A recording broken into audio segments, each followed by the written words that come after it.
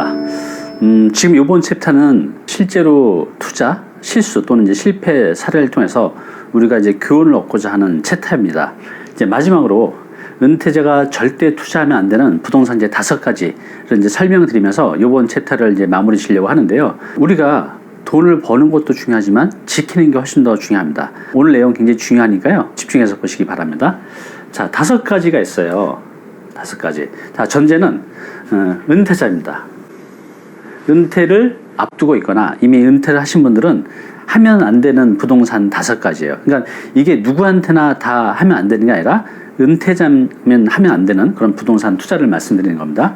자, 이렇게 5가지가 있어요. 토지, 상가, 수익형 호텔, 재개발, 재건축, 펜션, 렌탈하우스, 기타. 자, 이런 것들을 왜 하면 안 되는지 하나씩 설명드려 보겠습니다. 첫 번째는 이제 토지입니다. 자, 토지. 왜 이렇게 토지를 좋아할까요, 우리는? 네. 예전에 좋았던 그런 기억이 있어요. 한참 70년대, 80년대 토지를 갖고 있다가 진짜 벼락부자가 되신 분들이 많이 있죠. 그래서 저희 세대, 내지는 저희 윗세대는 토지 투자에 대한 욕구가 굉장히 강했던 것 같아요. 상담 오시는 분 중에 열의 9은 이런 토지 투자를 다 해놨어요. 근데 그 결과가 그렇게 좋지 않다는 겁니다. 자, 두 번째. 토지는 물론 큰 돈이 들어가는 경우도 있지만 비교적 소액 투자로 하는 경우도 많이 있죠. 흔히 이제 기획부동산에서 가장 많이 하는 사기 패턴이 토지를 분할해서 공동 투자를 하게 한다든가, 그러니까 하나의 땅에 여러 명이 이제 공동 투자를 하게 하는 거죠. 그래서 소액 투자로 이제 접근할 수가 있는 거죠. 뭐 실제로 공동 투자가 아니더라 할지라도 뭐 평당 몇만 원짜리 땅도 심지어 몇천 원짜리 땅도 있어요. 그러니까 그런 것들이 소액으로 투자를 할 수 있다 보니 많이들 이제 접근하는 거죠. 자, 그런데 이걸 왜 하면 안 될까요? 첫 번째입니다. 토지는 내가 월세를 나오는 게 아니라 나중에 가격이 올라서 팔았을 때 그 매매 차익을 원하는 거잖아요. 근데 은퇴자한테 중요한 것은 자본 이득이 아니라 임대 소득입니다. 저게 올라간다 할지라도, 그럴 가능성도 적지만 올라간다 할지라도 지금 은퇴자가 은퇴해서 매달 생활비가 필요한데 저걸 10년 뒤에 저게 10억이 오른 돌, 그 10년 동안 어떻게 버티겠어요? 그래서 중요한 것은 자본 이득이 아니라 은퇴자한테는 임대 소득입니다. 이거 꼭 기억하시기 바랍니다. 두 번째는요, 토지는요 황금성이 매우 떨어져요.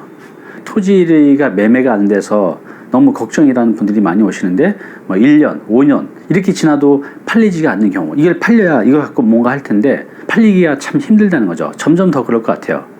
황금성이 떨어진다는 게 하면 안 되는 두 번째 이유고요. 세 번째는 이 토지는 단기 투자 상품이 아니에요. 설사 이게 오른다고 할지라도 이제는 우리나라의 모든 토지는, 그러니까 도시계획이 선계획 후 시행이거든요. 예전처럼 막 즉흥적으로 투자하는 시대가 아니죠. 그래서 이제는 여기 어떤 개발 계획이 있지 않은 한은 내가 원하는 결과가 나오려고 하면 꽤 오랜 시간을 기다려야 돼요. 그래서 장기로 들어가는 투자라는 거죠. 그래서 더더욱이 은퇴자한테는 이런 투자는 하면 안 된다는 겁니다. 네 번째는요, 세금의 부담이에요. 토지를 처음에 취득할 때도 취득세가 꽤 되고 보유 중에도 나오는 세금이 있기 때문에 내가 월세를 받는 건 없는데 계속 세금만 나간다 하면 이것도 이제 부담이겠죠. 그래서 토지는 하지 않으시는 게 좋습니다. 누가요? 네, 은퇴자는요. 두 번째는요, 상가입니다. 상가가 좋은 거 아닌가? 이렇게 생각하시는 분도 분명히 있으실 거예요. 왜 하면 안 되는지 설명을 드릴게요. 자, 왜 상가를 여러분들이 좋아하시죠? 네, 꽤 좋은 투자 상품이었어요. 예전에 상가가. 예전이라고 하면 불과 한 8년, 9년 전까지만 해도 이 상가의 투자 수익률이 서울 평균이요, 한 8%에서 9% 정도 됐었어요. 굉장히 좋았죠. 그래서 지금도 이제 상가 투자를 그렇게 좋은 상품으로 바라보고 하시려는 분들이 많이 있습니다. 두 번째는요, 이 상가가 주택에 비해서 관리가 편합니다. 이게 원룸 같은 경우는 방이 막 10개, 20개 있으면 그 임차인들을 다 관리하는 게 굉장히 힘들잖아요. 그래서 하고 싶어도 그것 때문에 안 하려는 분들이 많이 있죠. 근데 상가는 한번 해놓으면 그냥 주택처럼 관리에 신경 쓸 필요 없이 그냥 너무 편하게 운영할 수가 있는 거죠.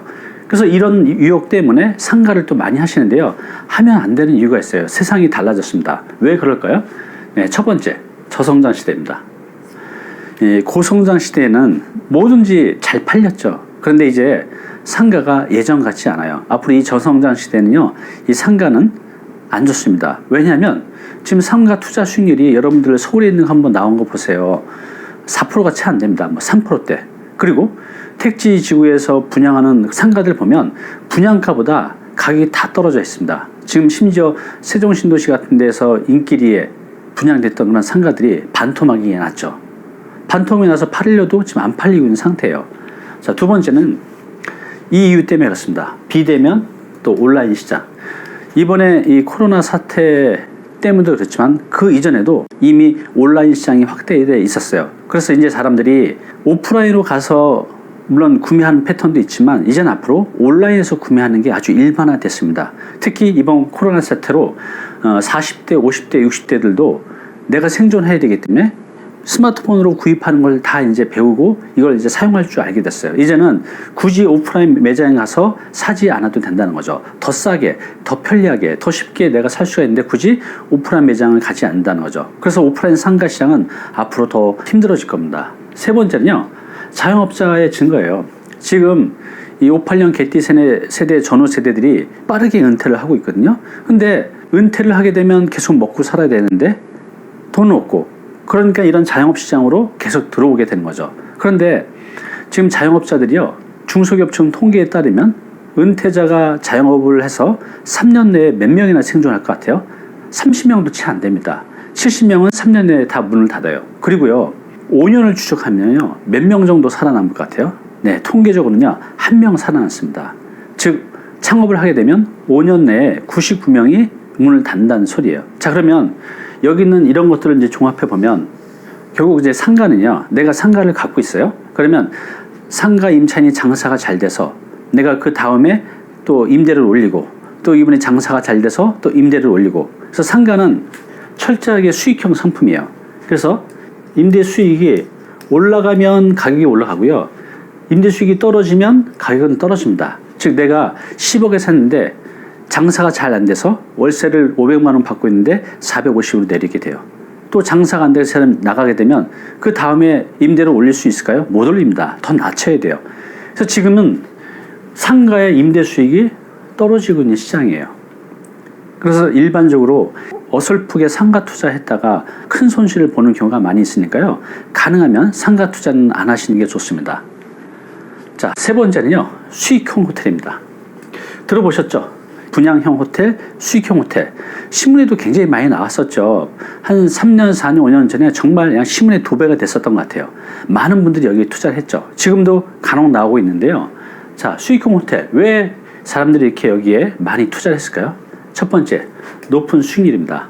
일반 오피스텔 같은 경우는 수익률이 뭐 한 4% 내외인데 이건 이제 12% 이렇게 나오니까 많은 분들이 투자를 했죠. 또 두 번째, 수익률이 보장했었어요. 그 당시에 보면 뭐 수익률 12%, 5년 보장, 뭐 3년 보장. 세상에 보장은 없습니다. 만약에 여러분들이 어떤 기사를 봤는데 보장해준다는 말이 나오면 그거의 90%는 거짓말이라고 보시면 됩니다. 사기라고 보시면 돼요. 그런 건 없어요. 자, 세 번째, 소액 투자. 이런 것들이 뭐 싼 거는 몇 천만 원, 비싼 거는 한 1억대까지 있는데 대출까지 받으면 내 돈 한 2, 3천만 원 가지고 투자도 많이 할 수 있었어요. 그래서 저한테 상담 오시는 분들 보면 대출 끼고 한 5채 정도를 한 1억 내외로 사신 분도 있어요. 근데 전체 금액은 한 5억이 넘는 거죠. 자, 그런 분들이 지금 어떻게 됐을까요? 팔리지도 않고 처음에 12%를 준다는 약속도 지켜지지 않고 은행 이자는 내야 되는데 대출을 받았으니까 은행 이자도 못 내고, 그래서 정말 힘드신 분들이 너무나 많습니다. 수익형 호텔 절대 하시면 안 돼요. 왜 하면 안 될까요? 첫 번째, 황금성이 떨어집니다. 지금 수익형 호텔이 안 좋다는 것들은 일반인들도 이제 많이 알게 됐어요. 여러분 인터넷에 한번 검색만 해봐도 이게 어떤 문제가 있는지 많이 아실 거예요. 그래서 이제는 내가 싸게 내놔도 팔리지가 않아요. 상담 오신 분들이 이걸 어떻게든 팔아가지고 은행 빚이라 갚으려고 1억짜리를 5천만 원에 내놔도 안 팔린답니다. 전화 한 통이 안 와요. 네, 황금성이 떨어집니다. 두 번째, 잘 운영된다는 보장이 없어요. 결국 이런 수익형 호텔은 어떤 식으로 되는 거냐 하면 내가 호텔 하나를 분양받아서 그 운영 주체가 이걸 운영해서 나오는 수익금을 주는 건데 거기서 나온 걸 갖고 뭐 10%, 12% 보장을 한다고 하는데 그 보장을 누가 해요? 국가가 하나요? 아니죠. 일반 개인 또는 법인이 하는 거죠. 근데 그게 잘 안 되게 되면 내가 월세를 100만 원을 받았던 거를 10만 원도 못 받는, 아예 못 받는 경우도 많이 있다는 겁니다. 이 보장은 없어요. 그죠? 잘 운영되는 보장. 세 번째, 사기 분양도 정말로 많아요. 보통 이걸 다 그러니까 지어진 걸 분양하는 게 아니라 처음에 신축이 진행될 때 분양하는 게 많이 있잖아요. 땅 팔 때. 아예 준공도 안 된 것들도 지금 너무나 많습니다. 그래서 여기 보시면 연 10% 수익형 호텔 한국은행에서 경고. 네, 한국은행에서 경고가 나왔어요. 수익형 호텔 너무 많다. 문제도 많다. 이게 이제 그런 기사입니다. 자, 수익형 호텔, 분양형 호텔. 이거는 하시면 안 됩니다. 자, 네 번째. 속도가 느린 재개발 또는 재건축. 자, 지금 제가 전제가 있었어요. 자, 지금 말씀드린 이런 상품들이 꼭 나쁘다는 게 아니라 은퇴자한테는 별로 안 좋다는 거예요. 자, 왜 그럴까요? 자, 속도 느린 재개발 유혹. 많이들 좋아하시죠? 왜 좋아하죠? 네. 결과만 보면 정말 좋아요. 지금 한남 뉴타운 3구역이 금액이 꽤 되잖아요. 또 신길 뉴타운 가격 많이 올랐습니다. 장희 뉴타운 가격 많이 올랐죠. 그 결과만 보면 정말 많이 올르고 하니까 사람들이 다 이 재개발에 대해서 투자를 많이 하는데 과연 그게 좋을까요? 실제로 지금 결과로 보면 좋지만 그때까지 오기까지 15년, 20년 걸린 것들이 거의 태반입니다. 두 번째, 물론 이제 이 재개발이나 이런 것들은 구역 지정이 되고 사업 시행 인가를 받고 이런 단계에서는 가격이 많이 올라가지만 구역 지정도 안 된 상태에서는 비교적 싸게 접근이 가능하죠. 몇 천만 원으로도 서울에 접근할 수가 있죠. 그런데 문제가 뭐냐면 그렇게 투자하고 나서 기본 10년, 20년을 기다려야 된다는 겁니다. 내가 여유가 있고 또 젊으면 이런 투자를 해도 되지만 은퇴자는 그럴 시간이 없어요. 자, 왜 하면 안 될까요? 투자 기간이 너무나 길어요. 내가 은퇴를 해서 이제 나이가 50대, 60대인데 이걸 10년, 20년을 기다릴 수 있어요? 수익 없이? 여윳돈 있으면 하셔도 되지만 그렇지 않다면 이건 말리고 싶습니다. 두 번째, 이것은 현금 흐름 상품이 아니에요. 그죠? 내 돈 묻어놓고 개발이 돼서 일정 수익이 나올 때까지 자본 차익이 생길 때까지 기다려야 되는 거죠. 은퇴자한테 중요한 건 5년 뒤, 10년 뒤에 몇 억의 돈이 아니라 지금 나한테 필요한 매달의 생활비죠. 이거 꼭 기억하셨으면 좋겠습니다. 세 번째는요. 내가 지금 10년, 15년, 20년 기다려서 진행이라도 되면 다행인데 정비구역, 재개발 구역이 해제가 되는데도 지금 무지하게 많아요. 정말 비싼 돈에 투자했다가 내 시간도 많이 기다렸다가 결국 해제돼 버리면 정말로 난감하죠. 이런 경우도 많이 있습니다. 자, 마지막 다섯 번째 하면 안 되는 거. 펜션, 렌탈하우스, 창고, 태양열. 이런 거 여러분들 신문에서 좀 보셨죠? 네, 이런 거 하면 안 됩니다. 왜 그럴까요? 렌탈하우스. 평택에 가면 지금 미군 부대가 들어오면서 거기 미군 렌탈하우스들이 굉장히 많이 생겨났었죠. 그리고 여기 투자하신 분도 굉장히 많이 있어요. 제가 상담을 하다 보니 오시는 분들의 거의 70%는 뭔가 투자하려고 오시는 분들이 아니라 내가 투자해놓은 게 잘못해서 상담 오신 분들이 70%예요. 그러니까 저는 이걸 10년 동안 하면서 너무나 잘 알죠. 어떤 부분에 실패를 하고 있는지. 그런데 이런 렌탈하우스 해놨던 것들이 초기에는 괜찮은 것들이 실제로 있었지만 지금은요 공실이 있는 것들이 굉장히 많고 또 착공 단계에서 분양을 했는데 준공이 안 된 것들이 많아서 지금 거기 가보면 소송에 휘말린 것들도 무지하게 많습니다.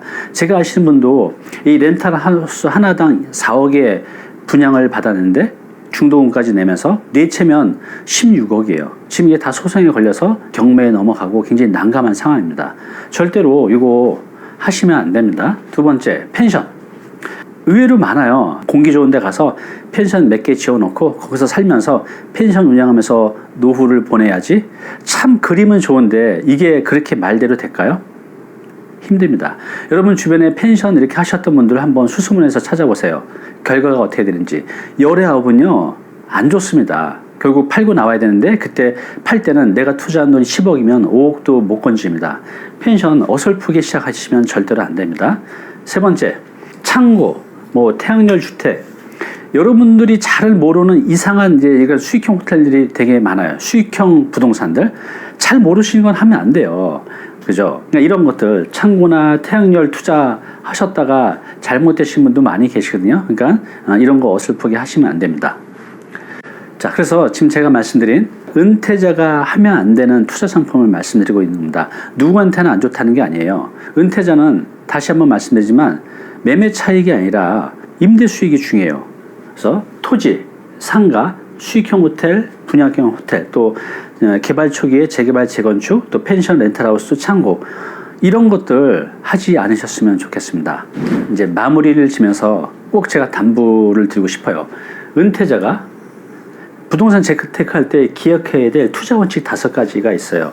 이걸 꼭 기억하셨다가 여러분들의 행복한, 돈 걱정 없는 또 안정된 노후를 만드셨으면 좋겠습니다. 첫 번째 기억해야 될 거, 안전해야 됩니다. 당연해요. 안전해야 돼요. 그러니까 내가 돈을 많이 버는 것보다 내 소중한 돈을 지키는 투자가 훨씬 더 중요합니다. 그렇기 때문에 아까 말씀드린 내가 감당하지 못할, 또 내가 잘 모르는 내 목돈이 오랫동안 묵히는 이런 투자는 안 된다는 겁니다. 안전해야 돼요. 두 번째, 제가 계속 강조하지만 현금 흐름입니다. 그렇죠? 이렇게 상담을 하다 보면요, 나이가 지금 60인데 토지를 한 15억 정도 시세되는 걸 갖고 계세요. 그러면 제가 이렇게 말씀을 드리죠.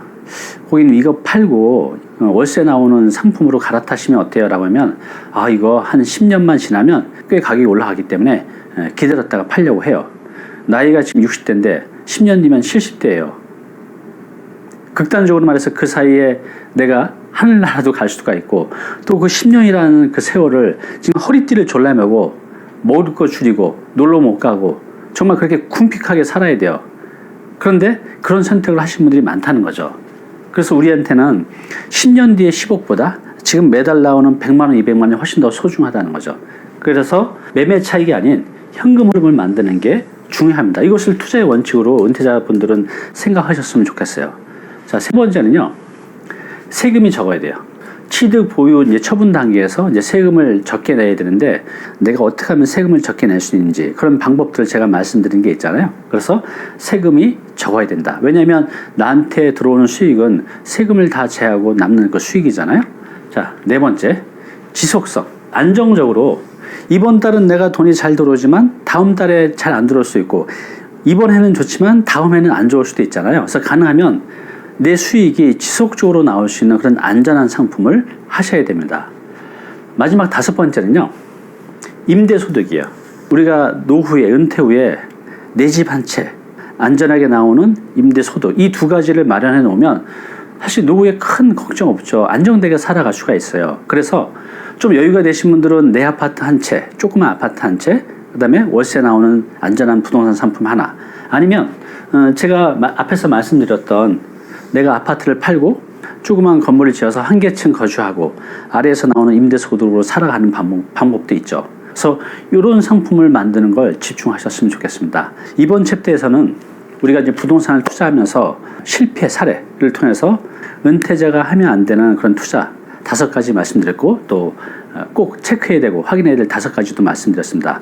꼭 조심하셔서 여러분들의 은퇴가 돈 걱정 없이 행복하게 여행 다니면서 사시는 그런 계획을 세우셨으면 좋겠습니다. 자, 오늘 수업 여기서 마치겠습니다.